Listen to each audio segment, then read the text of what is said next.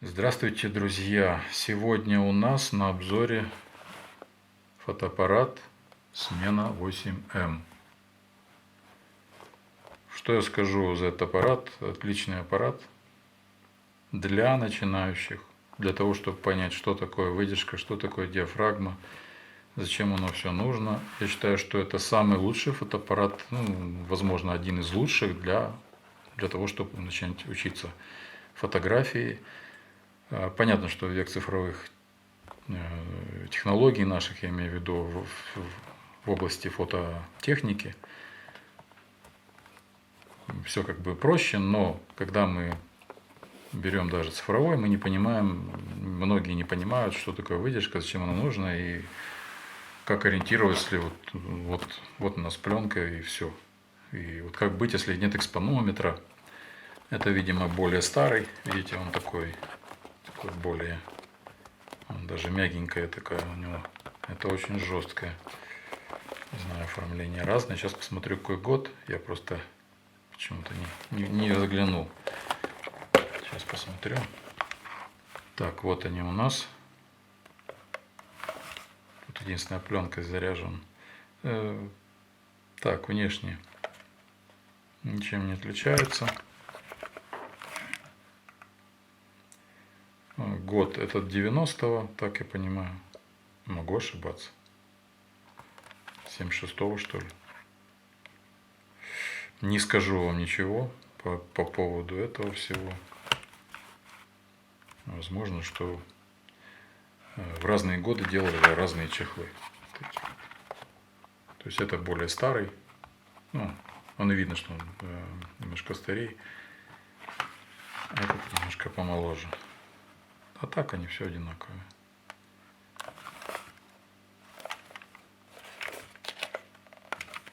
Кнопочки и все. На старом металлическое штативное гнездо. Да, разница есть. И на новом сделали немножечко ребро такое. Так что здесь металлическое, да. Разница есть. Но будем рассматривать тут, что без пленки. Значит, почему я сказал, что самый лучший аппарат для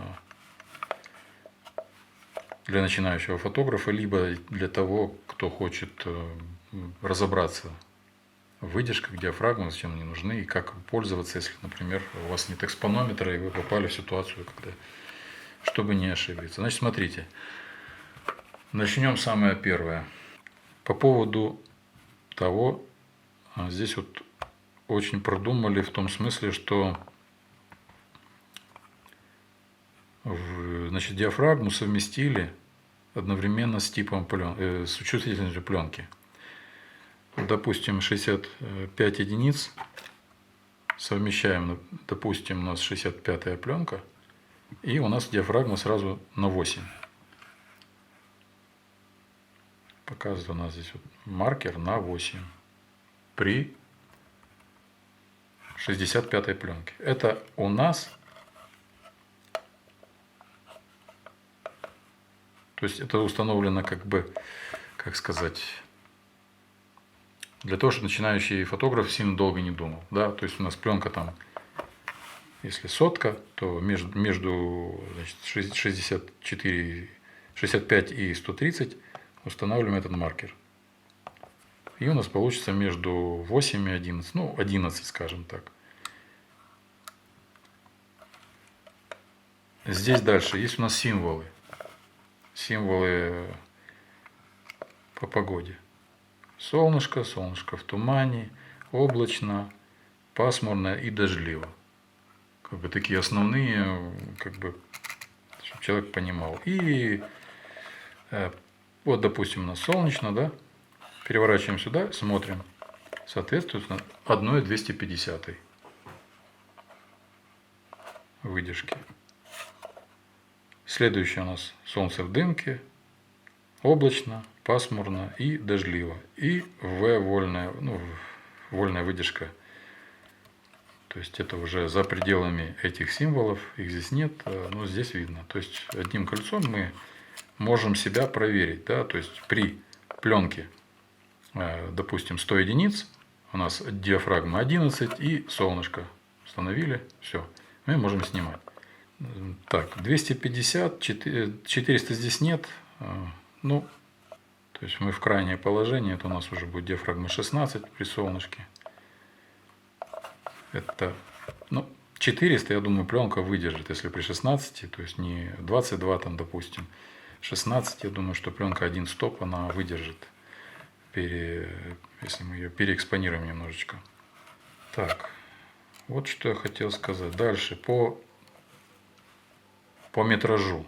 Вот у нас нарисован тоже символ, такой портретик как бы, да? Это соответствует 1 метру. Примерно по грудь 2 человека горизонтально, то есть не вертикально, а горизонтально. То есть вот так вот. Не так, а вот так. У нас есть как бы уже 2 человека по грудь.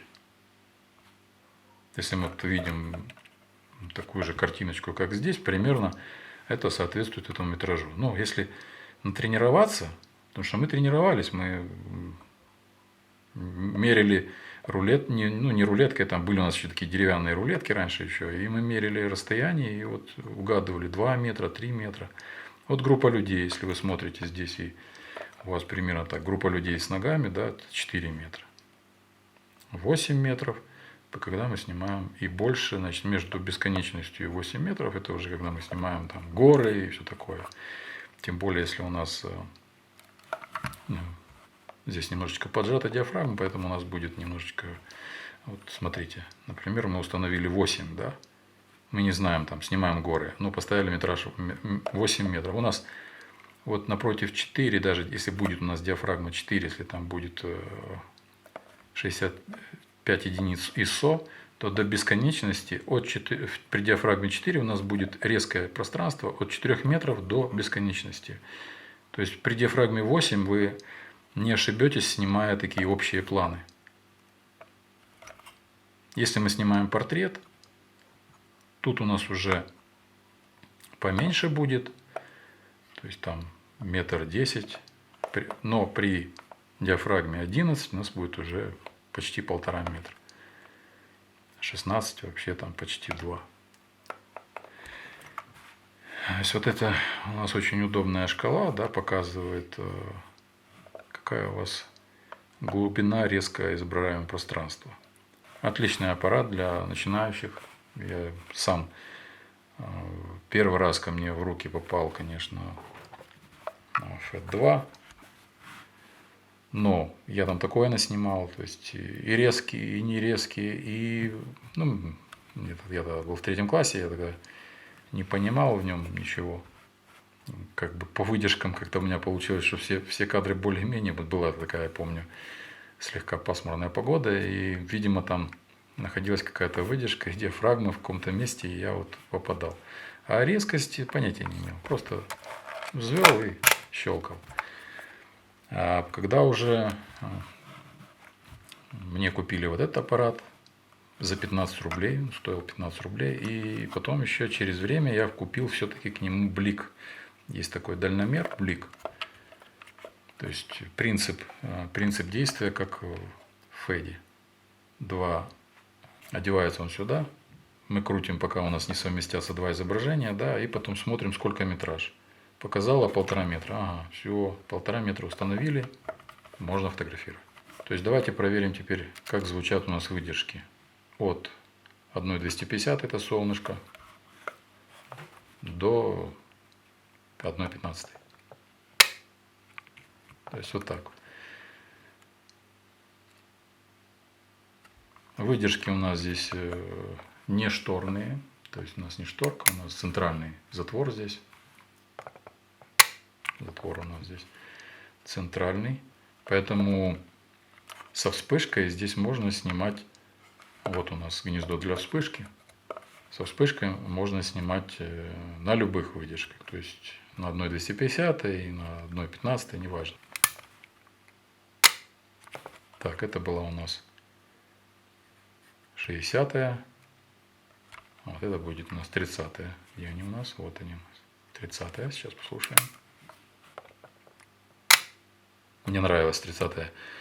Мне что-то напоминало от Феда, который всегда так работал интересно, да, у него такой звук. И когда я купил, то мне было вот уже на 30-е, 15-е уже были такие выдержки, что-то похожее на, на мелодию.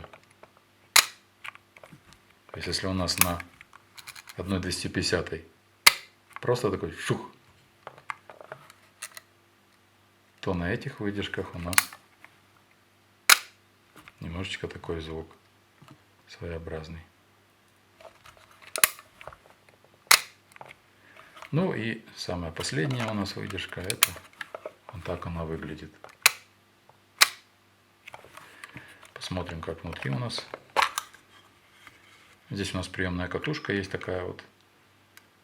Но вы можете, если у вас есть многоразовая кассета, можете сразу из кассеты в многоразовую кассету она и зайдет. Сюда очень легко помещается кассета. Сейчас покажу. Вот, допустим, у вас многоразовая кассета. Для этого нам нужно поменять местами направление катушки.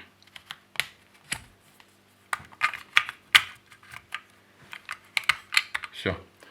То есть мы можем спокойненько наворачивать прямо в кассету. Из кассеты в кассету. Если у нас в какой-то момент мы случайно открыли и посмотрели, ой, у нас засветится только чуть больше одного кадра. И не нужно будет перематывать. В этом случае, конечно, у нас, если мы так вот работаем, то нам нужно будет обязательно перемотать. Для этого здесь у нас, получается, будет блокировано, да? Вот в обратную сторону.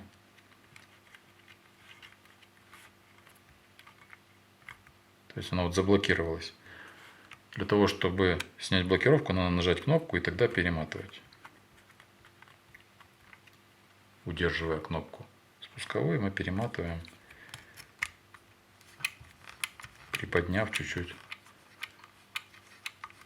этот вот ролик. Значит, у нас крутится постоянно, но это не потому, что что-то не работает. Когда у нас есть пленка, у нас пленка сама останавливает движение и крутится счетчик кадров. Вот он встал. Когда мы взвели, после этого мы устанавливаем счетчик кадров на нолик, там, да, то есть здесь вот есть такое зубчатое такое рифление, и мы устанавливаем на начальный, на нулевой кадр.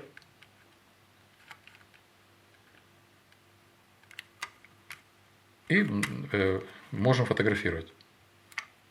Когда мы сняли, у нас снова блокировка снимается с этого зубчатого, и он продолжает у нас движение до первого кадра. Так, это значит, сейчас у нас нет пленки, поэтому оно все работает неправильно. Когда с пленкой, там будет все нормально. То есть вот мы сняли. Следующий кадр, вот у нас между одно деление, это 2 кадра. То есть между первым и нулевым это у нас уже 1 кадр прошел. Дальше мы когда фотографируем, мы нажимаем кнопку, снимаем блокировку, и вот у нас 2 кадр. Уже. Сейчас, как у нас, хочу показать, как затвор. Внутри у нас здесь затворчик. Это на. Сейчас поменяю выдержку.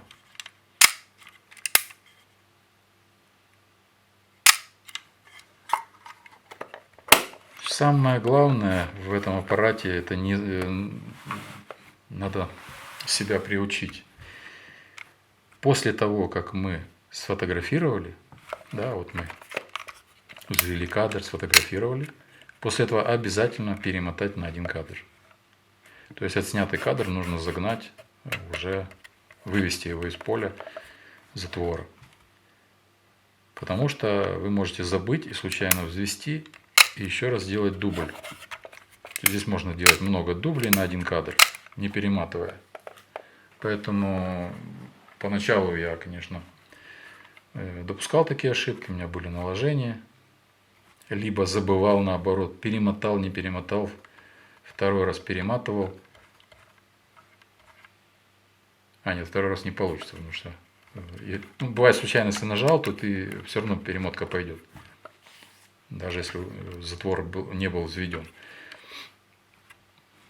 То есть просто надо запомнить. Сфокусировались по метражу. Да? 2 метра, допустим.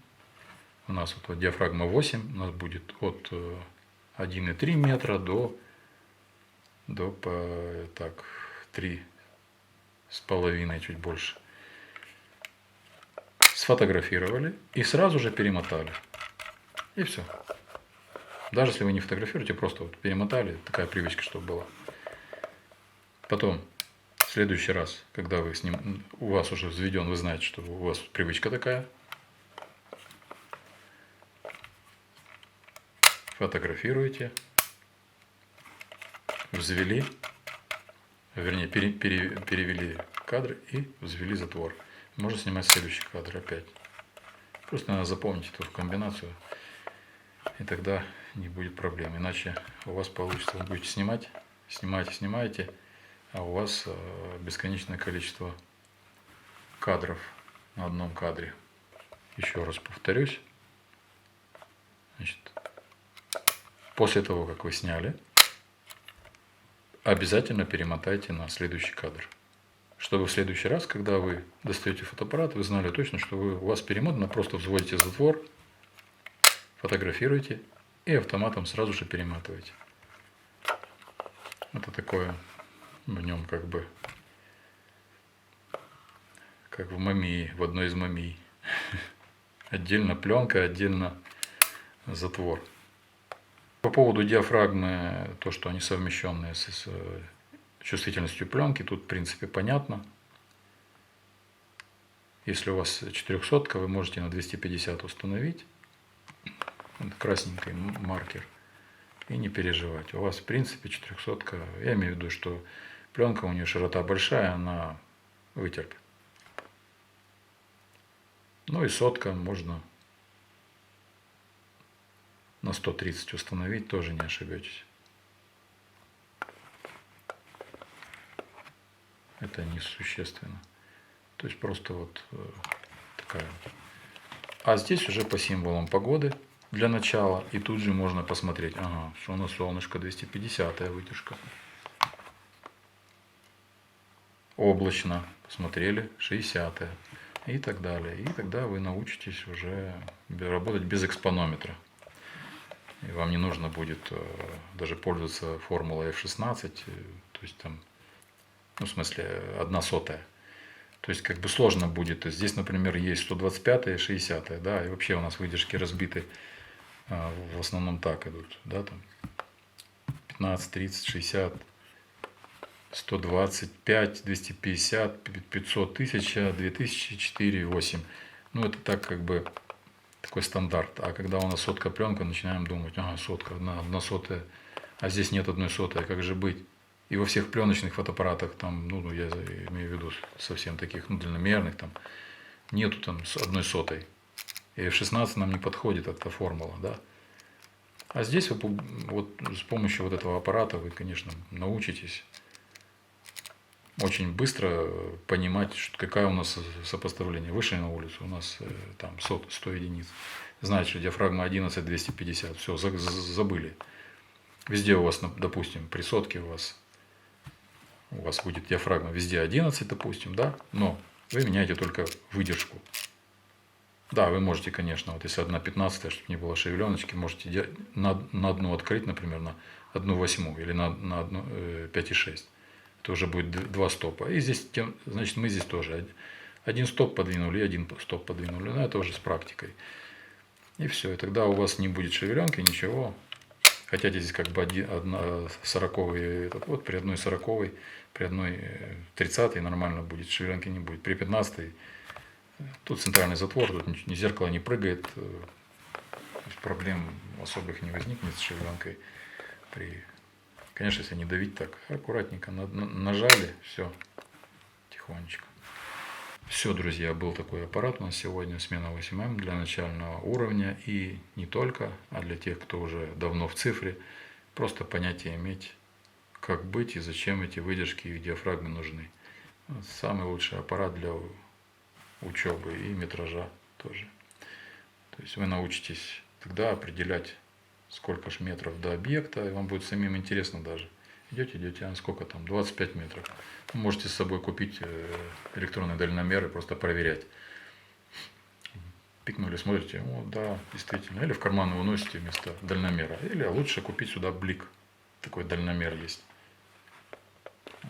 На нем посмотрели, там тоже окошечко, посмотрели, совместили два изображения, смотрите метраж, 1,5 метра. Раз сюда 1,5 метра установили, все, можно фотографировать. Давно хотел по нему снять обзор, но еще надо поснимать что-нибудь на пленку. Все, всем пока, до новых встреч, всего вам доброго, ставьте лайк, это поможет нам чуть-чуть быть более популярными на просторах Ютуба и так далее. Все, до свидания.